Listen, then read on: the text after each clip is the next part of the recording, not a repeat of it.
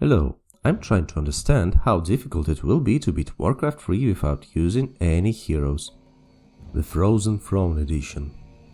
Rules reminder: do not use any heroes, as if they do not exist. Allied heroes are allowed. I can't control them. Heroes can be used if it's necessary for the mission objective and to complete the game on hard difficulty. Rise of the Naga begins with a decent amount of forces at my disposal. Wait, what's that? A Century? It can cast Bloodlust, increasing the attack speed of my units. That's nice, though I don't remember this unit from before. It must have been added in Reforged. Well, I'll take it. I guess no healing runes for me this time. The main strength of the Night Elves is invisibility, which I will clearly use to form a wall that enemies can't pass through. Invisibility is also helpful for escaping ambushes and dealing with enemies in smaller groups.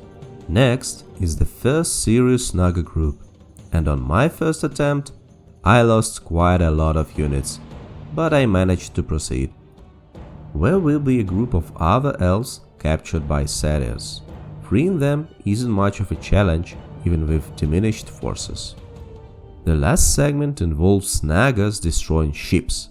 I must save at least 2 of them. But during my first attempt, my forces were insufficient, not only to protect the ships, but even to defeat half of the enemy. So I reloaded, and after 2 tries I've managed to defeat the first Naga group without any losses. Rescuing the captured elves is now even easier. And now, in a final section, I can handle most Nagas, saving exactly 2 ships.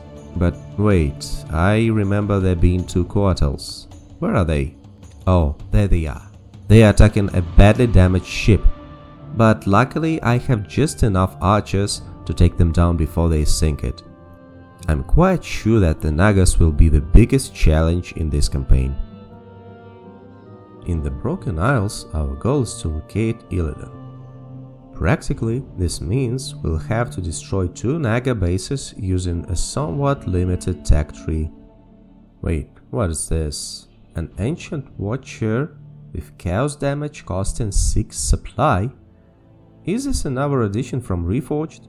Well, quite interesting. I can also train sentries that cast Bloodlust. Useful. Naga attacks are quite powerful and intensify with each wave. Since the western base appears smaller, we'll strike there first. However, I underestimated their defenses initially and failed my first landing attempt. My troops quickly became unmanageable in this chaos. Additionally, I realized that my gold mine had only 2,000 gold left. I reload and locate a slightly better landing zone, but one of my ballistas got overly excited and attacked prematurely. Okay, this time I prepared more carefully and managed to control my ballistas effectively enough from the bolts, resulting in a successful landing with minimal losses. Finally, I was able to secure additional gold from a new gold mine. The second Naga base fell quickly, even while my main base fended off a wave of attacking Coatls. At last, I cleared the remaining defenders. It's amusing to experiment with new units like the Ancient Watchers, although sometimes it doesn't quite feel like the classic Frozen Throne experience. The Tomb of Sargeras is a no-build mission, and usually the highlight is blinking around with my F, collecting items and exploring. For me, however, the best part is constructing invisible walls to control enemy movement, though occasionally I will mess things up. Early in this mission we will encounter 2 druids who greatly help by tanking and healing. Next up are some challenging hydras. They are resilient, poison your units, and spawn additional hydras when defeated. Initially I struggled against the first hydra group and attempted to run past, but quickly found even more awaiting me. On a second attempt, I defeated the initial Hydra group successfully. Fortunately, the following Hydra groups fell easily to well-placed walls. Taking along 2 Dryads proved very helpful. However, a new problem emerged. I can build walls, but not bridges. Well, I have no choice but to use Maev's Blink ability. Blizzard really left me no alternatives here. Soon after, Nagas introduced turtles into combat, overwhelming me on my first attempt. And after 2 attempts, I managed to defeat turtles and Nagas separately. Should have done that from the start. Here comes the first Naga Royal Guard, but my invisible walls left them helpless, and the same went for the next guard. The last room follows the same strategy. You've got the idea by now. And now Maiev is alone, and we have a final escape section. With my original rule, this section is impossible. You must either induce some damage or heavily exploit the Blink ability. I tried unsuccessfully, breaking the cutscene by blinking Maiev at the last possible second. It didn't work. Therefore, I decided Maiev could take damage, but aimed to minimize blink usage, and due to my tests, there is not enough time to get to the objectives without a blink. And after numerous of attempts, I found the following route. The first enemies are easily skipped. The next group occupies the entire corridor. I have to use blink here. Waiting is not an option, as you would lose about 30 seconds. Most enemies can be bypassed while taking manageable damage. Next blink is required for crossing the breach. There is simply no alternative. Run bypass all the enemies here until you reach the room with Hydras. This section is best navigated by choosing the middle path. It's significantly faster. Avoid crabs and rush through the corridor. Stay clear of Fellstalkers. Your low health makes you vulnerable. And use the last blink on a final wall completing the section. In conclusion, my personal best for this mission is just 4 blinks, 3 of which were used in the final escape sequence. Give it a try yourself, it's quite a fun challenge. Wrath of the Betrayer uniquely combines defensive and no-build segments simultaneously. Interestingly, the faster you complete the no-build section, the less you will need to defend your base. Even without Maiev, this mission proves quite manageable. There are only 2 straightforward fights before obtaining the boats. Blizzard probably thought adding more micromanagement here might be overwhelming. Once you've reached the boats, your only remaining objective is to destroy 2 barricaded doors. The last door has some guards, which initially gave me trouble, but eventually I discovered it could be efficiently destroyed from a distance with ballistas. While Nagas were distracted engaging my main forces, I easily slipped past their defenses. Overall, this mission turned out surprisingly easy. Balancing the scales isn't just the toughest mission in this campaign, it's among the hardest in the entire game. It is essentially a reversal of a previous mission. Now, you must quickly unite your strong main forces led by Tyrande and Malfurion with Maiev's struggling defenders. Maiev's base has no resources or gold mines, just a handful of hunters. Originally, the defense relies heavily on Maiev and her ultimate ability, Vengeance Spirit. It summons invincible spirits to hold back enemy forces easily. Without Maiev, however, defense is impossible. You have no gold to build or hire new units initially. Tyrande and Malfurion must carve a path to Maiev's base, collecting scattered gold along the way. Regular units alone can't gather the gold or break through enemy lines quickly enough. Without heroes, even if these units reach Maiev, they are too weak to change the outcome significantly. In my attempts, I could barely survive for 5 minutes. And eventually, the Nagas would destroy all my buildings, resulting in defeat. Facing unbeatable forces directly was futile. I had to outsmart them. After extensive exploration, I noticed small gaps behind certain trees nearby. I tested moving a wisp through these gaps. Initially, it seemed impossible until I accidentally clicked a particular tree, allowing only wisps and small units like Morlocks to squeeze through. Crucially, there was space behind these trees to construct a hidden moonwell. The Nagas, knowing the location of my last building, would try relentlessly but couldn't physically reach it. Only small units like Morlocks could pass through, posing a slight but manageable threat. I've tried to hide on the building, but not Maiev, and I discovered that enemy AI prioritize heroes over structures. And even if Maiev was defeated, enemies would target Tyrande El Malfurion instead of the final building. Therefore, hiding Maiev alongside this hidden moonwell was essential. However, Maiev herself couldn't pass through the gap naturally. I had no choice but to use Blink to get her into the position.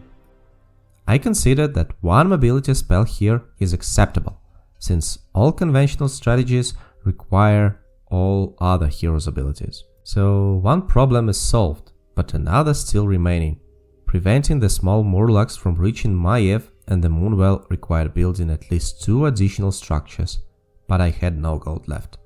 So here is my grand plan to beat this mission with only one Maiev's Blink. Immediately move all of your forces and one wisp toward the top side of a map, carefully avoiding enemy units.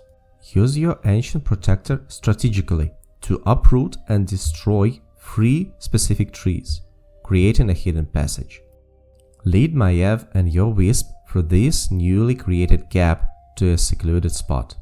Collect some wood and construct a Hunter's Hall in this hidden area for future units upgrade. From Tyrande and Malfurion's side, gather all units and engage the closest enemy forces. On the reinforcement side, quickly and carefully defeat 2 initial packs of Nagas and prioritize defeating Sea Giants as swiftly as possible. This required to accumulate enough gold to construct an Ancient Protector in this hidden area, crucial for protection against occasional small Murloc incursion. Start collecting reinforcements from ships. First, collect units on the left side to obtain invisible units to help form defensive walls. Subsequently, collect the remaining reinforcements on the right side, pairing them with the defenders you initially saved. Newly acquired mountain giants and bears will form a second independent army. Due to Tyrande and Maiev never officially met, Illidan's forces remain passive, and Vash forces become immobilized. Carefully lure out enemy units from their small base individually. Specifically, eliminate the Naga Royal Guard. Take advantage of this AI inactivity to safely clear the immediate threats. Now you can safely build new base. AI is already broken, so it won't react. Collect all available resources, build chimeras, and organize a strong final push to completely clear out the remaining Naga bases. This carefully executed strategy allows completion of one of the game's hardest missions using only a single blink from Maiev. Easy! Why did I think fighting the Nagas would be the toughest part? Turns out the real challenge is right here in Shards of the Alliance. This is a no-build escort mission that the main objective is to safely lead Kael's vulnerable caravan of Kodos to the oasis. Initially, we have only 2 mountain giants, 2 bears, and 1 sentry. This mission clearly expects you to buy mercenaries, but unfortunately gold pickups are hero exclusive, limiting my ability to acquire reinforcements. The core difficulty lies in the relentless enemy attack waves spawning every 2 minutes. While each wave individually isn't overwhelming, Kael and his forces simply lack the damage output to effectively handle them on hard difficulty. Moreover, without Tyrande, Kael's refuses to advance at all. Initially, I tried breaking the wave spawn triggers by leaving enemies alive, but quickly realized the wave spawn independently, no amount of clever manipulation prevents them from coming. Therefore, the only viable tactic became cautiously clearing enemy ahead, pulling small groups of 2 or 3 at a time, quickly dispatching them, then immediately returning to protect Gale from incoming waves. This repetitive cycle, bait, eliminate, return to defense, became my entire strategy. Preserving Gale's unit was crucial since I'd need them later in the mission. An additional complication arose from scripted ambushes triggered by Tyrande's advancement. These ambushes frequently targeted Gales directly. To counter this, I strategically triggered ambushes using Tyrande, then swiftly retreated to split enemy forces and mitigate their threat. Upon reaching the first repair village, an intense triple spawn attack occurs immediately. My solution involved taunting enemies with Mountain Giant to partially divert the attacks, enabling manageable engagements. And again, the cycle was simple yet exhausting. Bait, eliminate, defend, repeat. Eventually, option for a longer but safer route helped avoid larger enemy groups. A small undead outpost is not a problem here. Next is a Dragons and Gargoyles ambush, but simply hiding allowed these threats to dissipate. However, the final battle is impossible without mercenaries or significant hero usage. The final enemy composition was overwhelming. 17 ghouls, 6 necromancers, 4 banshees, 5 crypt fiends, 5 abominations, and countless horde of skeleton. With merely 2 mountain giants and 2 bears, victory is impossible. Primarily because Gale's forces couldn't evade this fight.